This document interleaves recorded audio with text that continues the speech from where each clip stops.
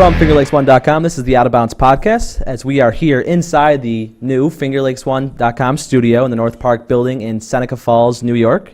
I'm Nate Sharman, and across from me, as always, joined by the president here at FingerLakes1.com, Mr. Josh Durso. Josh, so great to be back in studio here with you talking some golf. Finally.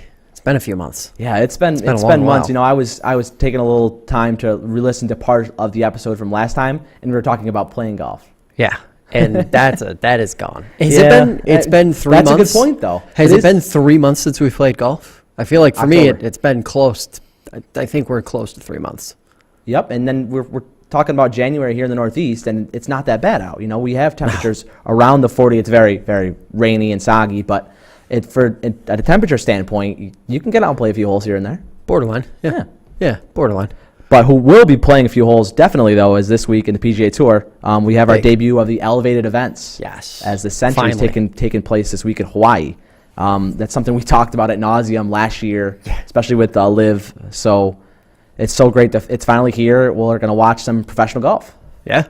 And the best of the best. This is kind of the test case, right? Yep. So what it's all about. What would be a 40-man field, we have Rory McIlroy not playing this week. So we have a 39-man field, 17 of the top 20 in the world. So you're missing Rory McIlroy, who's won, Cameron Smith, who's still in the top 20 after leaving for LIV, and Shane Lowry, who sits at 20. So you'll have 17 in the top 20. Winner gets $2.7 million of the $15 million purse. And if you come in last of the no-cut event, you get $200,000. Just for showing up. Last year, if you wanted to get $200,000 in this same tournament, you would have had to come in the top 9. That is quite a difference. So it's you had to make a cut. You had to beat... No, but it was still a no-cut event last year. Oh, it was still a no-cut event? It was all the PGA Tour winners last year. That's a huge, to me, this is a huge week for the Tour because this was their answer to LIV, right? Yes. So this is the case study for whether the bigger purses were really necessary. We're going to talk about LIV a little later too. But in my mind, does the money add the clout that I think a lot of people thought was going to be necessary to compete with LIV? Right. Obviously, a lot of questions now about around LIV. So, this is an opportunity, I think, for the PGA Tour to really distance itself and really cash in, frankly, on the people who want to watch more golf. This is you're going to be getting good events basically 2 times a month. Like good events with like legitimate players, top of their game. In real time, not this like, hot and cold kind of stuff where, you've got a guy who might be kind of in and out or not contending for a span of a couple months or 3 months maybe. Some of those guys I think are going to struggle when this really gets going to maintain, I guess, because it's money derived, right? Right. So, this is huge. This one is huge for the PGA Tour and, looks like it should be a good one. Yeah, it's a really good motivator for those guys that sit outside the top 20, outside the top 30 in the FedEx Cup to try to get into these events because, like you said, there's so much money on the table to go for winning. But going back to your point about watching the best golf, I found it interesting. I was scrolling through Twitter yesterday and I saw that ESPN Plus is in talks with the PGA Tour about broadcasting every single shot. And being able to, get behind in that ESPN Plus subscription and watch just wall-to-wall golf. And I think that's something that we talked about last year. The PGA needs to figure out how to market and how to show this product better because people want to watch every single shot of the top 40 players in the world. Yeah. There's no doubt about that. Yeah. It's a no-brainer. And as far as that goes, it's probably the one thing that I'll call them your hardcore golf fans complain about to no end. Because right now, what's the system? Well, the system is at week to week, you have to figure out what subscription you need based on what channel has the event or what network has the event that week.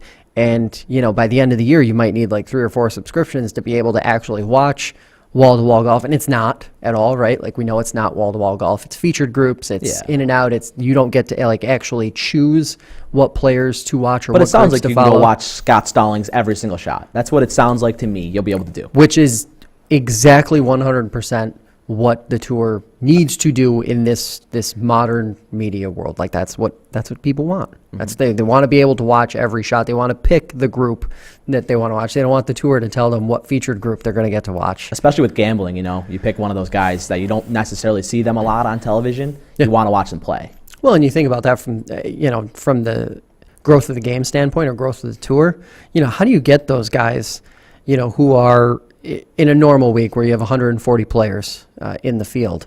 How do you get name recognition around those guys who are, between 70 and 140? Right. They aren't household names, but if you're able to catch some really good shots, or if people are able to watch them because maybe they've got a little money on them or they're part of their DK lineup, it kind of feeds the machine, right? And I think it's a no-brainer. Honestly, it's kind of surprising that it's taken this long for the tour to do what most other sports have already done.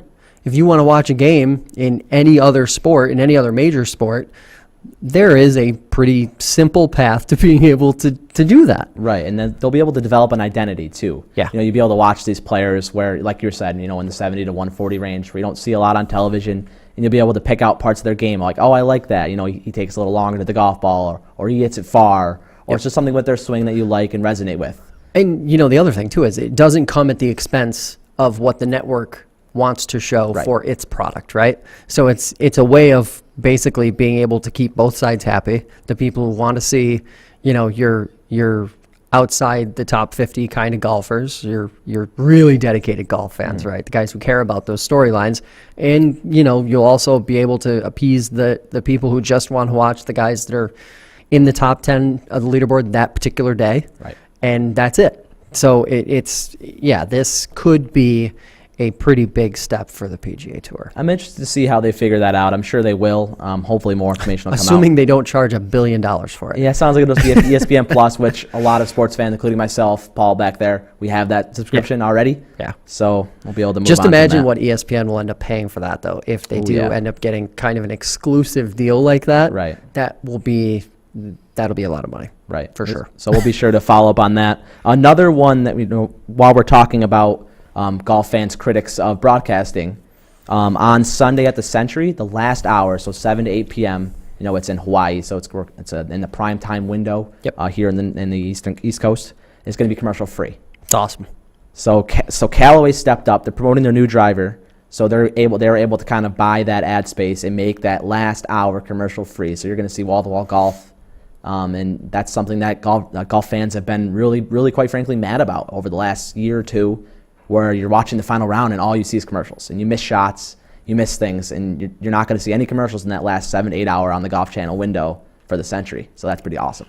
Yeah, it's big, and I think this is probably a model that the tour is going to have to look at continuing, especially for these high-profile events. Mm-hmm. You can't say that. You can't be the PGA Tour and say we're going to have these high-profile events or these elevated events, and we're going to have a higher volume of them, but we aren't going to change the way we're broadcasting the product. Just like they have to think about streaming and they have to think about being able to show every single shot, they also have to think about, the most important part, the money hour, so to speak.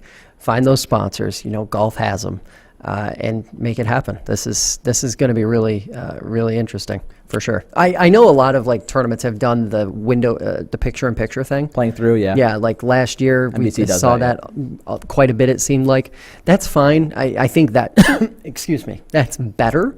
That's better than nothing. But this is definitely better. Let Callaway throw all their marketing stuff all over. Let them throw their branding all over. Who cares? We just want to watch golf. We'll see a lot of pictures and ads for the new driver, which is also a good thing that golf fans like to see. Yep. So that'll be cool. Let's get into Rory. We mentioned off the back there that he's skipping this event. You're allowed to skip one event of the elevated events if you're in that top 40. So I don't take a ton of stock to him missing this one. But what I do want to propose a question to you, Josh, is Rory is the poster boy for the tour, right? He's the guy that's, I don't want to say making decisions, but he's the face of the tour. Between him and Tiger Woods not playing right now, Rory's kind of the one that is showing his face and very candid interviews about the tour and about LIV too and what he thinks. So what do you take stock in of him not coming to this event, the first elevated event that the tour is ever going to have? You know what? I don't think it's that big a deal, but I do see a scenario where and we were talking a little bit before about the what-if scenario if one of those players starts to miss more than one event. I'm curious how the tour will handle that just from a almost from an authority standpoint, right? Because you can't treat certain players different than other players. If you're Rory McIlroy and the rule is that you can only skip one of those events a year, if you have a good reason to skip, say, 2 or 3 or 4 of them, right? Okay, but then you're making exceptions for other people too, and is it really realistic? And then at what point does it start to affect the product? Like, do we get into a scenario where, during the Tiger era, there were always the tournaments that he played in, which were the quote-unquote elevated events, right? Mm-hmm. And everything else, if Tiger wasn't in the field, it wasn't an elevated event. Well, this is kind of the same scenario, I think, where if you start to see guys not being able to play in some of these events, it could hurt it. But, it's early. It's still January. I think a lot of the guys are probably trying to come to terms with the new schedule, with the way the new season is scheduled, how it's going to wrap into the next season, and how it's going to be changing over the next year. So, it's one of those, I'd like to see Rory playing this weekend. Right. And I think from what I've seen is that if you skip more than one of the Elevate events a year, you're not in for the player impact money, the PIP money. Right. Yeah. But like you said, I'm also interested from an authority standpoint. What do they say to Rory? Don't do this again. They slap him on the wrist. Nothing. They're not going to say anything to Rory because he is, like you said, he is the poster boy of the tour. He is, more or less, he's the spokesman of the tour, especially from the players' standpoint. And it's not like any of the players. I'm quite sure that the players are going to be completely fine with any number of players saying, "Hey, can't play this week," even if it means 1 or 2 weeks. Oh, I think they'll be okay with Rory not playing. It's only one less person they got to beat. And quite frankly, he's been tough to beat over the last course of the year. Rory does usually play back in Europe this time of year. Yeah. So I wouldn't take too much stock to it, but I do think it's interesting to talk about. That could become a theme. Like that literally could become a theme because there are a lot of European players that are in that top 50, top 60 range who I'm sure are still going to want to play in the events that they have historically played in overseas. Is the tour expecting them to just say, "Oh, sorry, I'm not playing in the," if John Rahm decides that he's going to continue playing in a couple Euro events that he's always played in, is somebody from the tour going to say to John Rahm, "No, you have to play in this event"? I think that part of it is there's probably a little give and take that's going to end up having to happen between for sure, the players and the tour. I think setting the goal of just missing one is probably a really safe way of them being able to guarantee that they will have a majority of the best players in those tournaments throughout the year. Yeah, a guy like John Rahm, they say to me, "Oh, you got to play in these events." All right, I'll just go over to LIV, Well, but over there, you got to play in 14. There's no ifs, ands, or buts. So I'm sure that the tour will have some of those. Oh yeah, for sure. For those top guys. Your favorite part of the show? Predictions? Right? It's tough. So who do you got this week for the Sentry? So I am hopeful that 2023 is going to be better for me than 2022 was, picks wise. I am going this week with Cam Young. Feel good about that. I think he is a player who has been, throughout 2022, he was right there on the cusp. His game had really come around. He was contending in majors. His game, frankly, he looked like, one of the 5 to 6, maybe 7 best golfers in the world throughout the year. He just, it didn't necessarily translate to wins. I think, when I think about Cam Young, he's a guy that I could see having a very, very strong 2023, breaking through, and I think it starts this weekend. He's going to win the Sentry. I like it. I'm going to take Cantlay. I just have to do it. He's such a good player, and he's tough to beat, especially in this kind of event. He's a really, really good player in those little events. People are, he has that stoic look on the tee box and stuff like that too. So I like backing him in these kind of events. Yeah, and he's I believe he's won in Hawaii before, so this is not an unusual. I don't believe I wouldn't be this surprised. Is necessarily outside territory for him. But I'm not going to say what I want to say, because in the past when I've done that, that player that I've said something about has turned around and won. And I don't, Twice I do not want Patrick Cantlay to win this weekend. I just don't. I actually think he's going to go to LIV. There's my hot take for the day. Ooh. He's going to end up going to LIV. He was quoted a couple days ago saying, "I have no plans currently to go to LIV." That's a weird way to phrase something when you aren't going someplace. So I think they're still working on the numbers, and I think at some point, maybe in May or maybe it's the middle of the year, I think you'll see him jump. That's the perfect segue, because next I want to talk about LIV. So basically, I was just kind of thinking about this. What do you think is going to happen to the LIV Tour? You know, we've already seen the numbers last year in terms of streaming go down. They don't have a TV deal, and it's not quote-unquote new anymore. You know, they don't have guys jumping ship left and right to go play there. Maybe Patrick Cantlay, like you said, but it's not going to be very consistent. What do you think is going to kind of happen to this league, you know, that joined the MENA Tour last year, and we had all these different, you know, they were always in the news every week, so people were thinking about them, and that added to their viewership. Now, how are they going to get in the news to get people to watch while they're watching more golf than ever with these elevated events? I think at the end of the day, when it comes to any media product in general, it's a numbers game, right? Mm-hmm. Like, it's all about the numbers. And the streaming numbers were terrible. I think that watered down the value of their product, especially to networks. So this past fall, when they went out and tried to shop this thing, and I am sure they're still trying to shop this to networks. Obviously, we had been hearing about Fox a lot. Yes. Through the fall. You know, if they're successful in that, then they probably have a shot of developing something. I don't know what that something is, because for example, how's LIV going to compete if it's on FS1, or maybe it is on Fox, or like actual Fox, like network Fox? How is that going to compete against actual elevated tour events where you don't just have a few good golfers, you have literally all of the good golfers? You have household names, right? Like, you're almost at that point having to lean in more to rely on your big brand names, like your golfer personalities, to carry you. And who are the big names that have gone to LIV, who went to LIV last year? Cam Smith, who just doesn't like to say much. He doesn't really like the limelight. DJ, who just has never said anything. And you don't really have anybody there that is sort of that in-your-face like brand that people like gravitate to watch. You have Maybe really Phil good 10 years golfers. ago. Maybe Phil, 10 years ago? Right. Yeah. I actually think maybe one thing that LIV could do that would be really great for LIV and probably good for Phil too is like Phil moves to broadcast.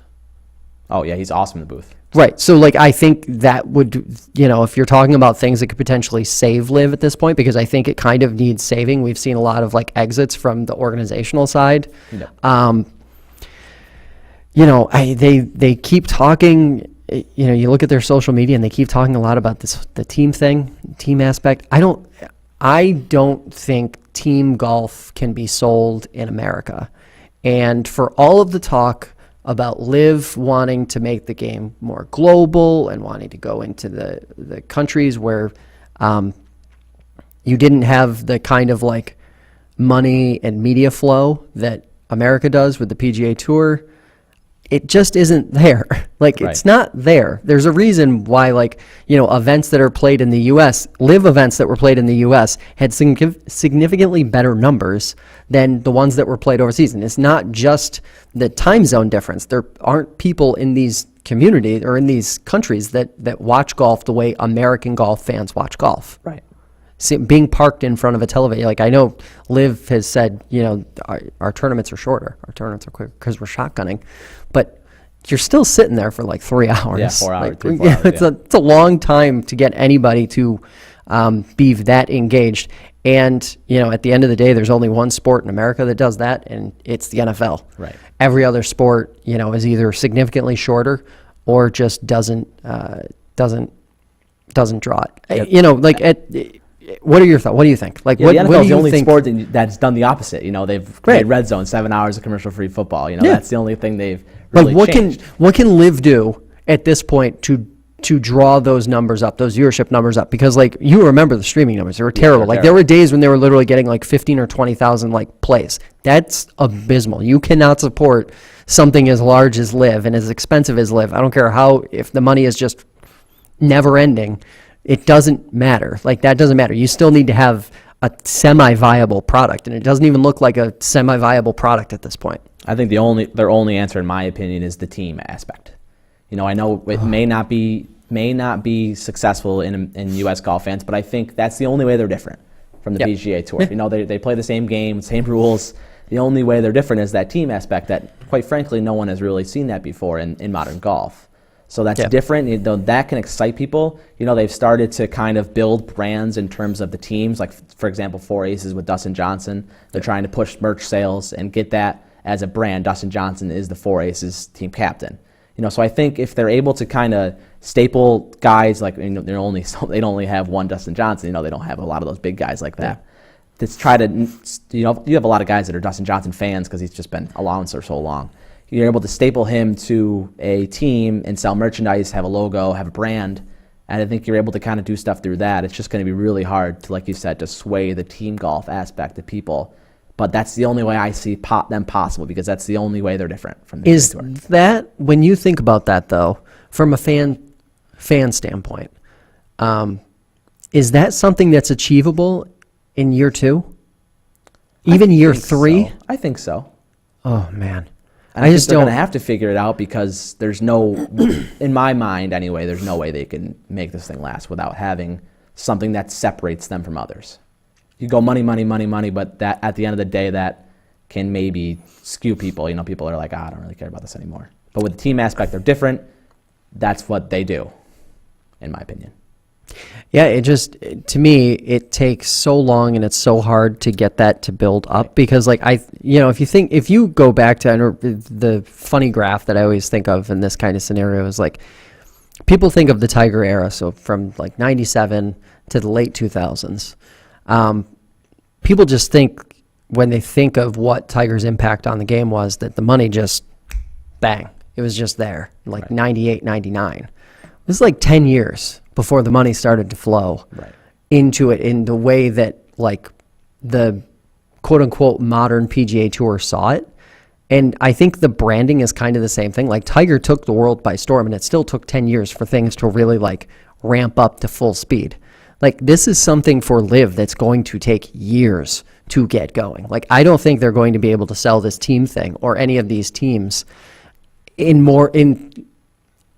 a faster timeline than maybe, I don't know, like 2026, but they have the 2027. funds to be here for another 5-10 Oh, years. yeah, absolutely. Yeah. It's just a matter of like how silly does their product become when people just see repeatedly over and over again that like it's not being consumed at the level that they're suggesting that it is. But they'll continue to bang the drum whether people make jokes about it or watch it, and time will tell. You know, it's gonna. There's no way this thing stops this year. You know, it's gonna be at least 5 years that this tournament, that this whole entity occurs. Oh yeah, I don't think it's going away. I am curious to see, because you know, maybe after this year they do really pursue more of a traditional model and try to beat the tour that way. Yeah, that's interesting. They really have an uphill battle to face, and you know, we'll stay talking about LIV with the Masters announcing that LIV players can play in the Masters. So you have guys like Cameron Smith, Bryson DeChambeau, Phil Mickelson, Dustin Johnson, you name it. There's a couple others too, Patrick Reed, to name a few, will be able to play in the Masters. We have differing opinions on this, as we talked before the episode started. I'll let you have the floor first and talk about what you believe, if that's the right decision made by the Masters, made by the committee there. You go first on this one, because I think I'm being a little too pessimistic. And I want to hear your argument, because I want to be convinced. I think you just can't have a Masters. I think it's a great idea, first of all. I think you can't have the Masters. You know, you have these guys that played there and won their way in. So guys like that I just mentioned, all those guys either they won the Masters in some of those guys' case, or they won a different major that gets them exempt from the Masters for X amount of years. Yeah. And it's not, you can't take that away from him. You know, this is not the PGA Tour. The PGA Tour came out and banned players from going to LIV and playing on their tour. this is separate from that. So I think you can't have one of the better tournaments of the world with the best players without some of these guys. That I think puts an asterisk on your Masters trophy. You win the Masters, but Cameron Smith, Dustin Johnson, Patrick Reed, Bryson DeChambeau, they all weren't there. That's something that people are going to talk about. It's kind of similar to like the bubble championships, whether that be in hockey or basketball. Do they have an asterisk on them? Some say yes, some say no. And without some of those players, that could happen. Yeah. So my only question, it's rhetorical because I didn't have a chance to do any research on it, but I'm curious how many other tours get exemptions to the Masters that don't have a traditional path via the PGA Tour. I think a couple do, because I know that like the Asia amateur champion gets in, always plays with the previous match. So there's a few avenues besides your world golf ranking. So they quit, right? Like they quit. That's what happened. Yeah. All of those guys that you just mentioned, they quit the job that allowed them to have access to the Masters. Right. So should we make special rules to accommodate the guys who quit? If they retired, nobody would say, well, geez, future Masters champions didn't win with those guys in the field. Right. Do we think Patrick Reed is going to compete at the Masters this year? Do you think he's going to? Is he high on your list? That's going to be a fun bet. Is he high on your list of guys that you're watching to win the Masters this year? Oh, I can't wait till those numbers come out. If what is to make the cut number is, because that's going to be a fun talking point. $1 billion to 1 probably. I'll take those odds. So like this is I don't have a problem with it. These tournaments are going to make the best decision for themselves in the immediate, right? Yeah, to get the best quality. This is a reaction to the situation. This is a reaction to probably not wanting to stir the pot too much. Yeah, and create too much say. Controversy, right? Like they just want to get in, they want to get this thing going. Let the Masters happen. These guys can play and see how things play out with LIV moving forward. Yeah, kick the can down the road a year. Right, exactly. Yeah, literally. But no, I don't agree with. I don't agree. I don't agree with allowing them to play. They made a choice. Live by the choice. Okay, see what I did there. Good one. Get it. Live by the choice. Move on. Paul, remind me in a couple months when we get towards the Masters to make a Patrick Reed bet with Josh, because I think he does always usually play well at Augusta. Yeah, I mean, I got everybody involved here. We're good. All right, let's do a couple lighthearted stories before we get out of here. I'm sure people saw this one. Scott Stallings, really funny story. So Scott Stallings qualified for the Masters. I believe it's his first time playing there. And as the Masters would do, they send out traditional invitations via the mail. And this one got rerouted to the wrong Scott Stallings. A different person, or a regular person, if you will. Regular Scott Stallings. Got the invite by the name of Scott Stallings. And he then Twitter DM'd the real Scott Stallings and told him what happened and got it rerouted to him. And it turns out that the invite was sent via mail to a management company that's now defunct. And it just so happens that the pedestrian Scott Stallings lives across the street. It's insane. It's literally insane. More insane, I think, is the fact that Scott Stallings opened that DM and read it. Yep. And was like, hey, Scott Stallings sent me a DM. And just happened to, because I'm sure Scott Stallings gets his fair share of Twitter DMs. Yeah. And to pick one out and open it, and it just happened to be how you, right. He essentially was invited to the Masters via DM. Right. And they talked to Scott Stallings, the professional golfer Scott Stallings, about it. And he was like, I was sitting there waiting for this. Why didn't my Masters invite come? Other people are getting them and stuff. And you're like, what happened here? And then to get that DM is pretty funny. So we invited the fake Scott Stallings down for a practice round, which is pretty cool. But what leads me to another question. If you were the pedestrian Scott Stallings and you got that invitation, would you just show up to Augusta? How does that even work? Wouldn't that be awesome? You technically have been invited. Yeah, you've been invited. You don't need... Can't take that away from you. You can't be uninvited. And your name is Scott Stallings. It's hilarious. Pretty awesome story, though. And last one with Justin Thomas. He's officially switched to his old putter that he used in middle school. It's so weird. It's an old Scotty Cameron putter that he used back in the day, and he said, I putt well with it. Why not use it? You haven't used it since middle school, so maybe that's why. I don't know. Coming from a guy who tends to have at any given moment between 4 and a half dozen different putters in my trunk. Yep.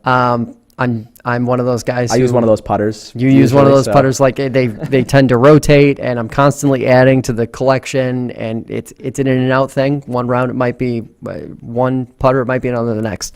I appreciate it. I can appreciate sometimes you need that vibe change. You just need to swap it out, get a different feeling, get a different look, and yeah, you go with it. And I guess if he says that, it makes him feel good, maybe it makes him feel like a younger version of himself, a better putting version of himself. Although JT played remarkably well in 2022, so I'm not really sure what he's trying to improve on. Yeah, literally. So I mean, I guess you can always putt better if you're Justin Thomas. I guess, yeah. That's how he's going to get to number one in the world. He's going to putt there with a putter from his middle school days. I wouldn't put it past him. That's something that Justin Thomas can certainly accomplish this year. I wouldn't either. Oh, fun to get back in the studio with you, Josh. I'm glad we broke this 3-month hiatus. And make sure to go follow us on all our social channels, especially our TikTok. We're doing a nice job kind of getting some stuff out there at Out of Bounds Golf Pod on TikTok. So a lot of fun there. And I'm sure we'll be back here next week, and we'll have another episode of Out of Bounds Podcast. And whether it's down the middle or out of bounds, keep on swinging.